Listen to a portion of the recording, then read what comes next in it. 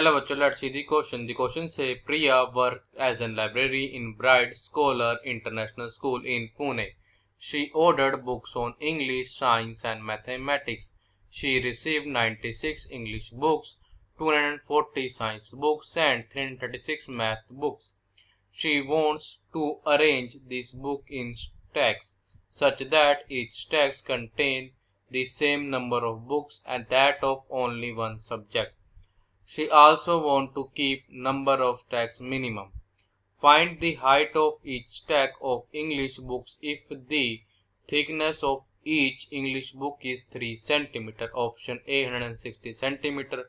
Option B 144 cm. Option C 180 cm.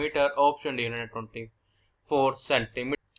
हमारे पास given ये कि जो प्रिया वो करते हैं लाइब्रेरियन का इन ब्राइट इंटरनेशनल स्कूल, वो ऑर्डर करती है इंग्लिश की कुछ बुक, साइंस की एंड मैथ की, और रिसीव करते हैं 96 English books, 240 science books and 336 math book. अब वो अरेंज करना चाहते हैं इन बुक्स को स्टैक्स में इस तरीके से कि हर एक स्टैक में क्या हो, नंबर ऑफ बुक्स सेम हो और वो भी सिंगल सब्जेक्ट की हो। ये ना हो कि स्टैक में साइंस और मैथ दोनों की बुक्स है, तो साइंस की बुक होंगी उसमें मैथ की बुक्स होंगी, और वो ये चाहते हैं कि उसके कम से कम स्टैक्स का यूज हो। हमको फाइंड करनी है height of each stack of English book. ये फर्क क्या हो, हमारे पास जो थिकनेस हमारे पास आएगी इंग्लिश बुक की कितनी हो, हमारी 3 सेंटीमीटर हो। Firstly I will tell you की कॉन्सेप्ट, यानी कि कॉन्सेप्ट आपकी हेल्प करेगा इस क्वेश्चन को सोल्व करने में।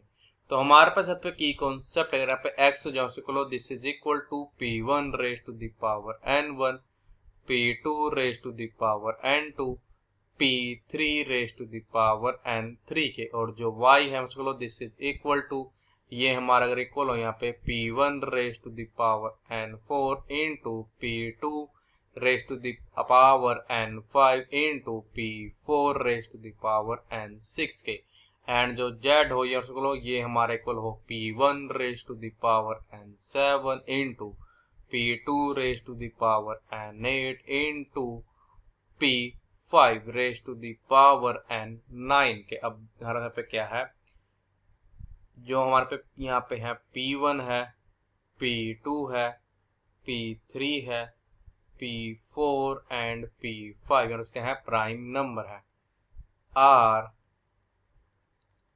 prime number such that कि हमारे पे क्या है, यहाँ पे pi जो है ये हमारा इक्वल नहीं है pj के, for all I is not equal to j के, मीन्स हमारा ये है distinct prime number.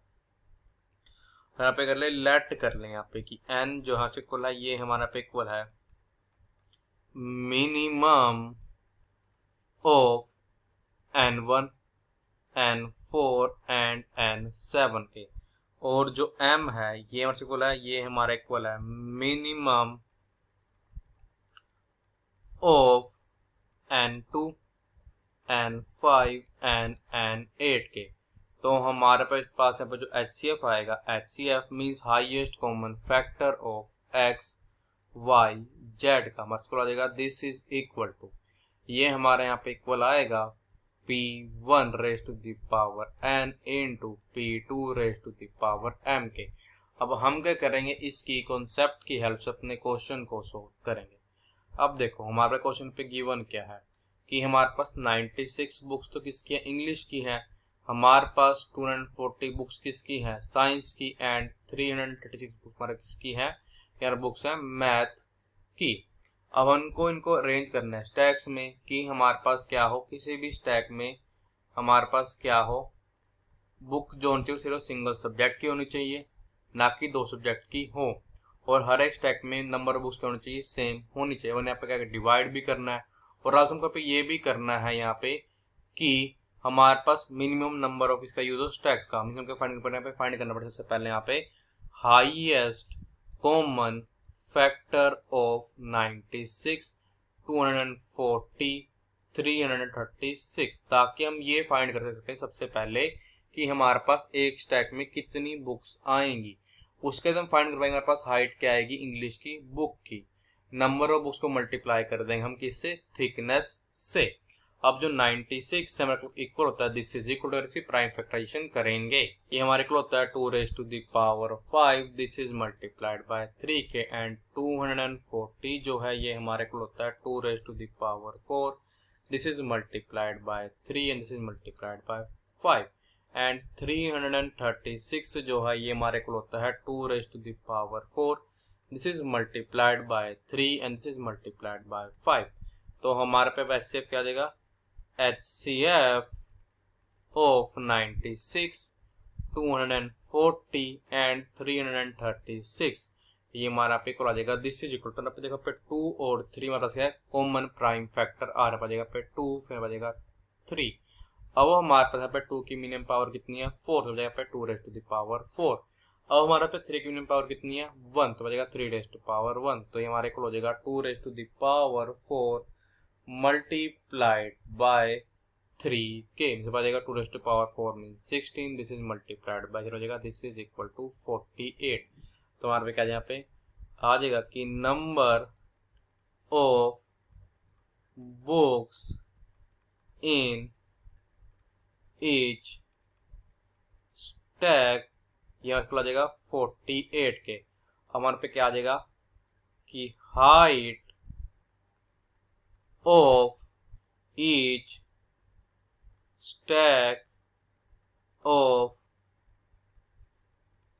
English book, ये आ जाएगा दिस इज इक्वल टू। अब देखो हमारे पास एक गिवन था कि हमारे पास एक इंग्लिश बुक और कितनी थिकनेस है, थिकनेस थी यहाँ पे 3 सेंटीमीटर, तो आ जाएगा कि 48 मल्टीप्लाइड बाय 3, तो हमारे पास एक इसे इक्वल आ जाएगा, ये हमारे को हो जाएगा दिस इज इक्वल टू, हमें करेंगे 42 से मल्टीप्लाई करेंगे 3 से, तो हमारे पास यहाँ पे क्या आ जाएगा अब कि 48 मल्टीप्लाइड बाय 3 हमारे पास आ जाएगा 144 सेंटीमीटर। इसका मतलब ये है कि ऑप्शन बी करेक्ट है। So the final answer is option B is our correct option. I hope you understood it well.